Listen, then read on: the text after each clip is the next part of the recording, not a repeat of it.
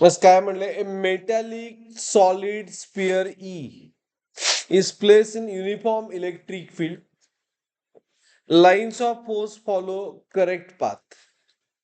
म्हणजे uniform electric field मध्ये कशी असते,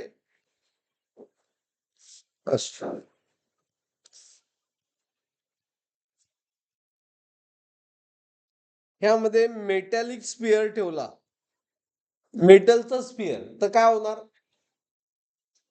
electric lines of force metal मध्ये जातात काय, जात नाहीत. इलेक्ट्रिक फील्ड इनसाइड मेटल काय असते, 0 असते. त्यामुळे ऑप्शन काय नाही. वन काय सांगते, what one says, it pass like this. त्यानंतर सेकंड सांगते असं पास झाले, थर्ड सांगते असं पास झालंय, फोर्थ सांगते इकडे गेलं, अरे इकडे आत गेलंच नाही. मग कुठला ऑप्शन बरोबर, D option is correct. D म्हणजे फोर हे करेक्ट लाईन्स ऑफ फोर्स आहेत.